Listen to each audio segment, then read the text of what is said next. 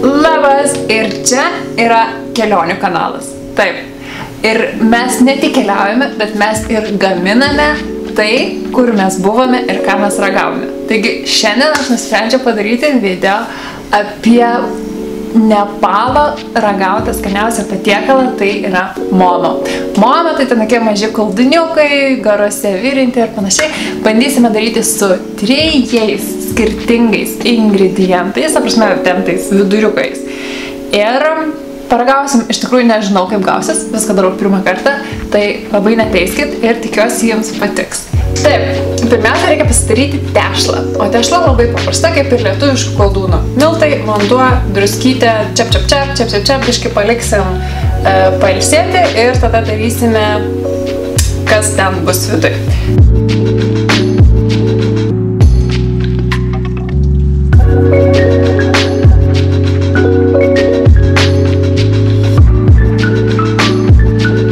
Taigi padarytą tešlą palieku pastovėti ir darysime pirmąjį įdarą. Bus vegetariškas įdaras su kopūstėliais, morkytėm, imbieru ir visą kitą.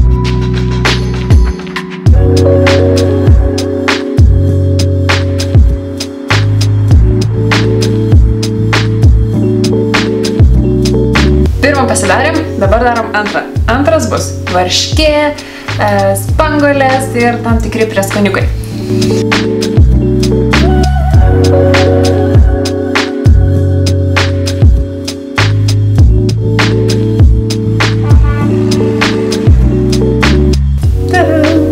Ir liko trečias įdaras, bus šiek tiek toks su lietuvišku prieskoniu, su bulvytėm, su grybais.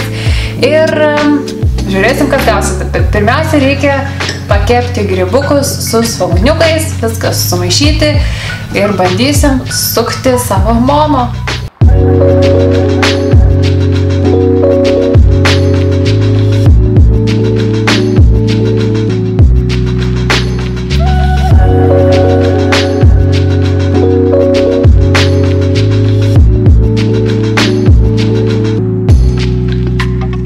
Taigi visi 3 įdarai jau yra paruošti, su morkytėm ir kopūstai, su varške ir spanguolėm, ir bulvės, grybai ir tam tikri prieskoniai.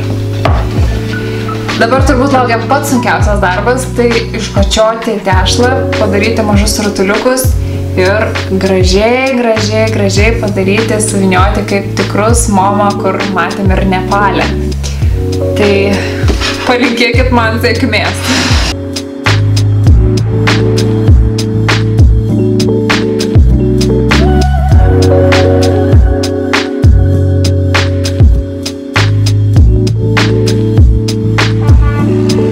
Bandau uždaryti tą momą. Vieną pabandžiau susukti, galvoju, pasitreniruosiu prieš visą filmavimą ir žinokit, kažkaip man nelabai gaunasi, bet aišku, reikia praktikos, įgūdžių, bet vis tiek smagiausia juk dirbti dviese, ar ne?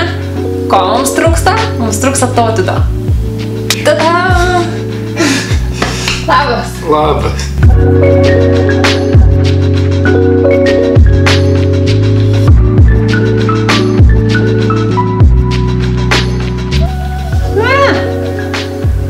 Gavos!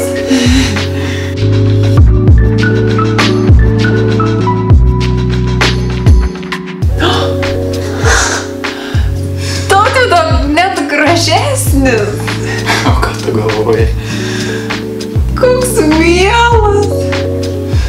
Eina savo. Visai jis nemielas, jis vyriškas ir didelis.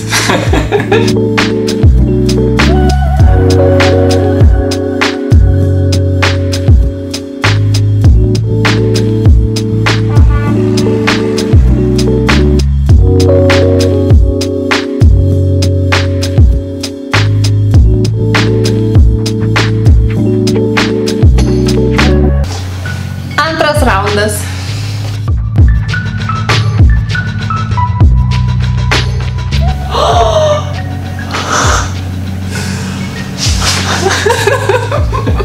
Jūs tik pažiūrėkit, koks gražus Tautvydo momiukas ir koks balaganas pas mane.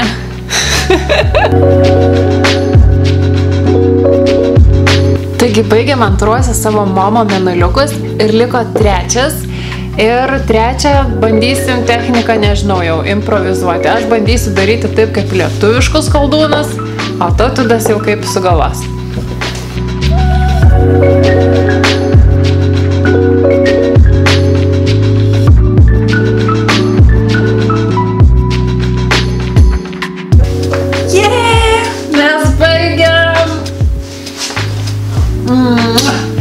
Dabar einam bandyti juos išvirti. Taigi visas momo gaminimo principas, kiek domėjausi, yra tai, kad reikia juos virti ant garų. Ir mes tokio garpuočio kaip ir neturim, bet pabandėm paeksperimentuoti, turim didelį puodą.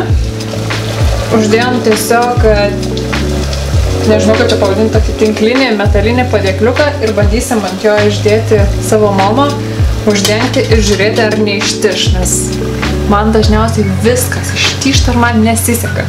Tai pabandykime.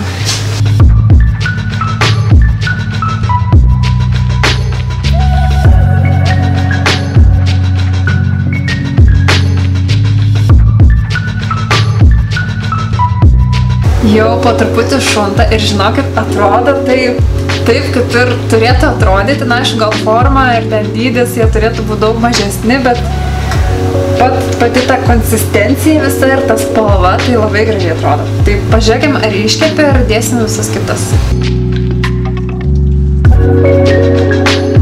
Įvirėm, bet dar visų virti kaip ir nespėjom, tačiau labai norim paragauti. Pirmas pastebėjimas, ką sakėm, kitą kartą tikrai darytumėm kitaip, tai visų pirma, miltai turbūt buvo tos žemesnės klasės miltai, kurie labai tampėsi, ta prasme, prarado formą staigiai, ta prasme, kažką padarai, iš karto dingsta. Ir labai matosi, buvo labai gražus momiukai ir jie taip sutežo, bet nieko. A ne? Jau galim ragauti. Gerai, paragauk. Su varške tai tikrai tobula, labai skanu. Labai skanu. Skanu? Nori paragauti su varške? Man kaip bandelės, aš tai labiau kažkaip smagiau su rankom valgyti.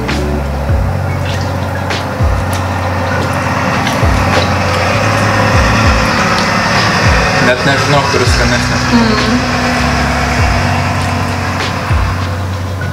Labai skanu.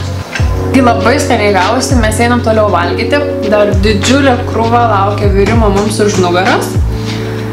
Bet, kol mes valgysim, o jūs žiūrėsit, kaip mes valgom, galit dar užsukti ir kitus mūsų puslapius, kur mes rašom savo tinklaraštį, dedam įvairias nuotraukas.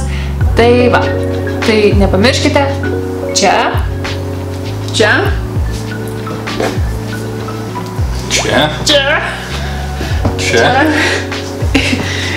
kampe ir kitam kampe.